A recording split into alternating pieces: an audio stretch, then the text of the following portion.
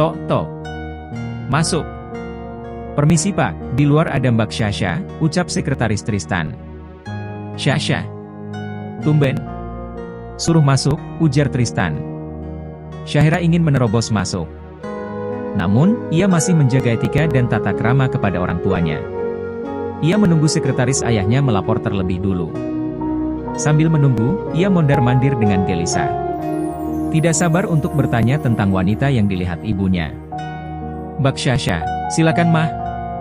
Belum selesai wanita itu berkata, Syasha sudah masuk dan menutup pintu dengan tergesa-gesa. Sampai suara pintu itu terdengar di setiap sudut kantor. Beruak. Syasha. Kamu bisa pelan-pelan kan sayang? Tristan mengomel. Ada apa? Tumben sekali kamu datang mencari papa, ucap Tristan. Ia melihat tatapan putrinya yang seperti sedang marah. Papa jelaskan sama Syasha. Siapa wanita yang makan siang bersama papa di resto kemarin? Jawab Syasha dengan jujur Pak, ucap Syasha dengan suara ditahan. Ia sedih dan tidak dapat membayangkan kesedihan ibunya. Dia sangat kecewa dan sakit hati kepada ayahnya. Apalagi ibunya, hatinya pasti lebih sakit karena dikhianati orang yang dicintainya. Kamu tahu dari mana sayang? Tristan gugup ketika Syahira menanyakan tentang Steffi. Gak perlu balik bertanya Pak. Jawab. Siapa wanita itu? Emosi Syasha tidak bisa diredam. Ia berbicara dengan emosional. Dia, teman masa kecil Papa. Sekarang kamu jawab pertanyaan Papa. Dari mana kamu tahu itu? Syasha tahu semuanya dari Mama. Kemarin, Mama melihatnya dengan mata kepala sendiri. Papa berbohong sama Syasha dengan mengatakan ada urusan di ban. Ternyata urusan Papa itu menemui wanita selingkuhan Papa. Papa jahat pada Mama. Jahat sama Syasha, teriak Syahira sambil terisak sedih. Syasha, jaga bicara kamu. Papa tidak selingkuh dengan wanita itu. Tristan naik darah saat putrinya membentaknya. Kemudian dia mengingat sesuatu. Tunggu. Kamu bilang, kamu tahu dari Mama? Syahira diam saja. Ia hanya menangis di depan ayahnya. Jadi, Haruna marah karena berpikir aku berselingkuh dengan Steffi? Sial. Aku harus menjelaskannya segera kepada Haruna atau rumah tanggaku bisa kacau berantakan. Tristan pergi tanpa menghiraukan Syahira yang masih berdiri di dalam kantornya. Gadis itu segera menyusul Tristan. Ayahnya memacu mobilnya dengan kecepatan tinggi, sedangkan Syahira bersama sopir mengikuti di belakangnya. Haruna, sayang, kita bicarakan masalah kemarin secara baik-baik ya. Tolong keluar dari kamar Syasha. Kita bisa bicarakan dari hati ke hati. Tristan berdiri selama setengah jam untuk membujuk Haruna. Namun, kekecewaan sang istri terlalu dalam. Jika saja suaminya itu jujur saat menemui wanita lain, ia tidak akan merasa dikhianati.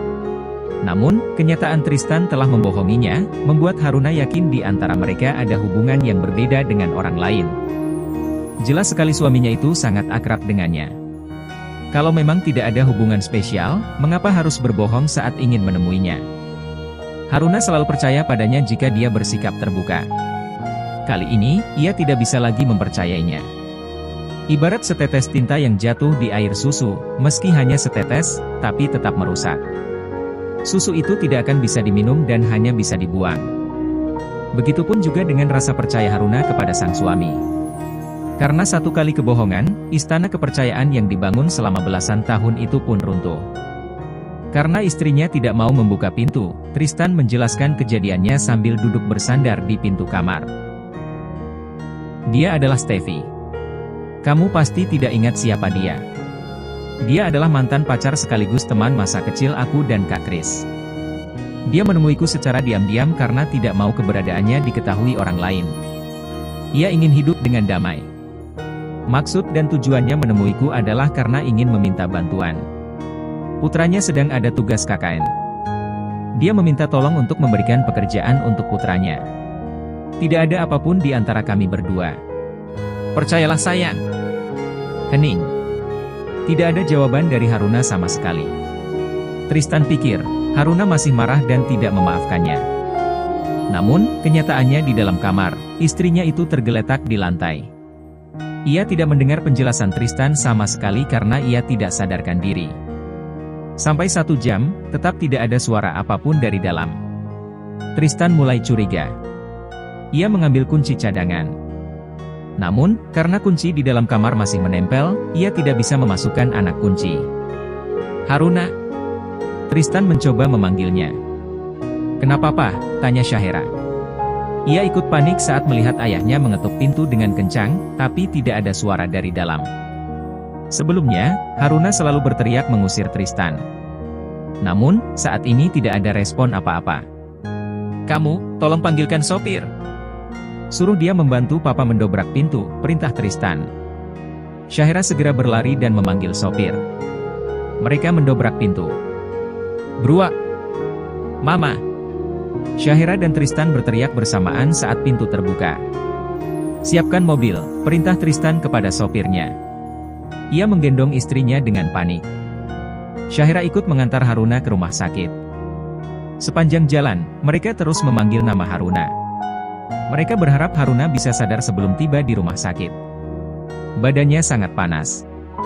Sejak kapan mama kamu demam? Tidak tahu, Pak. Syasha baru pulang tadi siang. Mama memang terlihat pucat, tapi Syasha tidak tahu kalau mama sedang demam. Tiba di depan IGD, Tristan turun dan menggendong Haruna masuk ke ruangan itu. Mereka sangat panik melihat wajah Haruna membiru seperti orang kedinginan. Bapak tunggu di luar. Kami akan memeriksa keadaan pasien terlebih dulu, ucap perawat. Tristan dan Syahera menunggu di depan ruang IGD. Beberapa saat berlalu, dokter dan perawat keluar dari ruangan itu. Mereka memberitahu keadaan Haruna kepada Syahera dan Tristan. Bagaimana keadaan mama saya, Dok? Iya, bagaimana keadaannya, dokter? Tristan bertanya dengan khawatir. Pasien demam tinggi, tapi sekarang demamnya sudah turun. Namun, dia seperti kelelahan. Kadar insulin juga rendah. Apa dia sedang diet? Tidak, dokter. Sepertinya, dia memang tidak makan sejak kemarin. Apakah dia berada dalam bahaya? Tristan gemetar ketakutan. Ketakutan terbesar dalam hidupnya adalah kehilangan orang-orang yang dicintainya. Ia sudah kehilangan ayah dan kakeknya. Ia tidak mau kehilangan Haruna. Tidak apa-apa, hanya saja, pasien harus dirawat inap selama beberapa hari. Pasien terlalu lemah saat ini. Biarkan dia istirahat dengan nyenyak. Kami akan memindahkan pasien ke ruang rawat inap, pamit dokter itu. Tristan bisa bernapas lega sekarang. Istrinya hanya demam dan kelelahan. Ia tidak menyangka kalau istrinya itu mogok makan. Rasa bersalahnya membuat ia memaki dalam hati. Bodoh! Kenapa aku tidak tahu kalau dia mogok makan? Aku pikir dia sudah makan saat aku pergi bekerja.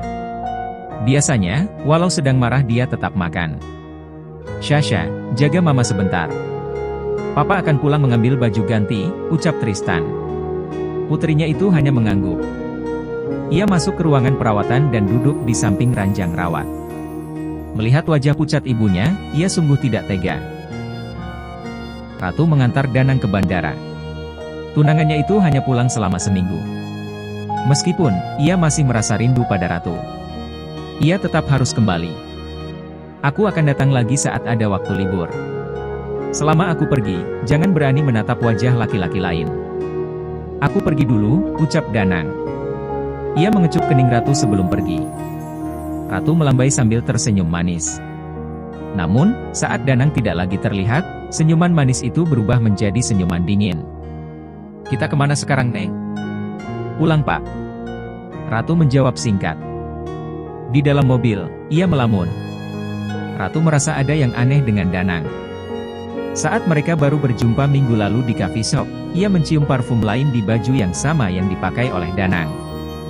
Tidak mungkin Danang menyemprotkan 2 jenis parfum di waktu yang sama. Wangi parfum itu terlalu lembut untuk seorang pria. Danang suka dengan wangi parfum yang kuat dan menebarkan aroma maskulin. Ia sangat mengingat dengan wangi favorit Danang. Itu jelas bukan parfum miliknya. Tapi, milik siapa? Dari wanginya, itu seperti parfum wanita. Tidak. Dia tidak mungkin seperti itu kan? Pikiran Ratu dipenuhi pertanyaan seputar Danang. Pria itu terlihat sangat setia. Rasanya tidak pantas jika Ratu menduga macam-macam tentangnya. Namun, selain parfum, ia juga tidak sengaja menguping pembicaraan Danang saat menerima telepon. Ia tidak mendengar suara di dalam telepon, tapi Danang segera memutuskan kembali ke Semarang setelah menerima telepon itu. "Pak, Sasha keluar dulu. Jangan jauh-jauh dari rumah sakit. Ini sudah malam. Papa takut ada orang jahat," ucap Tristan. "Iya, Pak. Sasha cuma mau cari makanan ke kantin," sahut Syahera. Ia mencari udara segar di teras rumah sakit. Ia memandang langit malam ini yang terlihat suram. "Sepertinya akan turun hujan," gumam gadis itu. "Tidak apa-apa kalau langit menurunkan air hujan. Asalkan jangan kamu yang hujan," ucap suara yang terasa akrab di telinganya. Pemuda itu tiba-tiba datang dan duduk di samping Syahera. Syahera menoleh karena penasaran dengan pemilik suara itu. Saat menoleh, ia tercengang. "Ken." Syahera memanggil namanya. "Iya, ini aku. Mengapa kamu ada di sini?" "Mama sedang sakit." "Kalau kamu, kenapa bisa ada di sini?"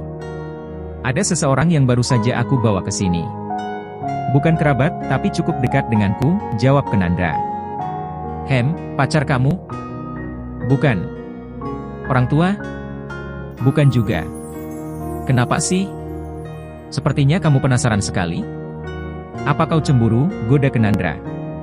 "Idih. Narsisnya kumat. Jangan harap aku cemburu padamu. Lagi pula, aku bukan pacar kamu." "Untuk apa cemburu?" jawab Syahera sambil tersenyum geli. "Kalau begitu, maukah kamu jadi pacarku?" "Tidak." Syahera menjawab secepat kilat. "Cih, langsung ditolak saja. Tidak mau minta waktu untuk menjawab?" "Tidak, terima kasih," jawab Syahera. Mereka lalu tertawa. Syahera bersikap lembut kepada Kenandra karena ingin membalas dendam. Namun, mereka justru akrab sebagai teman. Gadis itu lupa untuk membalas dendam. Di sekolah, mereka juga sangat akrab. Terkadang, mereka pergi berempat. Aris dan Jihan berboncengan, sedangkan Syahera berboncengan dengan Ken. Dalam beberapa kesempatan, Kenandra juga sering membantunya. Masa-masa sekolahnya berjalan dengan lancar.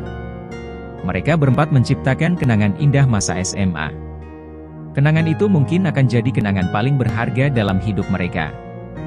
Seminggu kemudian, Haruna diperbolehkan pulang dan beristirahat di rumah. Tristan sudah menjelaskan tentang wanita itu kepada istrinya. Haruna memaafkan kebohongan Tristan. Namun, air yang sudah tercemar, sedikit sulit untuk menjadi bening dan jernih seperti semula. Butuh waktu dan proses yang panjang sampai air itu bisa kembali jernih. Hubungan Tristan dan Haruna tidak seperti sebelumnya. Bagi Haruna, Steffi tetaplah mantan pacar Tristan. Hal itu tidak bisa diubah, apalagi wanita itu sudah berstatus janda. Ia tetap merasa cemburu. Hari demi hari berlalu. Bulan berganti tahun. Di Semarang, Danang ternyata tidak melanjutkan kuliah, melainkan bekerja sebagai bos sebuah perusahaan jasa ekspedisi. Ia berangkat pagi hari dan pulang di sore hari. "Pak Danang," panggil salah seorang karyawan. "Ada apa?" "Ini Pak, paket untuk ke daerah barat kota Semarang bagaimana?" "Lakukan saja seperti biasa. Kamu kirim ke jasa ekspedisi yang lain. Saya akan merundingkan hal ini nanti. Kita harus punya cabang di daerah barat."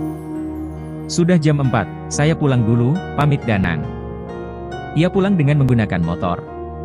Selain hemat waktu karena bisa menembus kemacetan, ia juga sengaja memakai motor agar tidak ada yang ikut dengannya ke tempat kerja. Motornya masuk ke garasi. Saat ia turun dari motor, seorang gadis kecil menyambutnya dengan riang. "Papa," seru gadis kecil itu. Usianya kurang lebih 1,5 tahun. Wajah gadis itu sangat mirip dengan Danang. "Halo, putrinya papa yang cantik. Sudah mandi belum?" tanya Danang sambil menggendongnya masuk ke rumah. Di ruang tamu, ia disambut oleh seorang wanita berpakaian seksi. Ia bangun dan berusaha menggoda Danang. "Halo sayang. Apa kamu suka penampilanku hari ini?" tanya wanita itu. "Bi, bawa Uci ke kamarnya."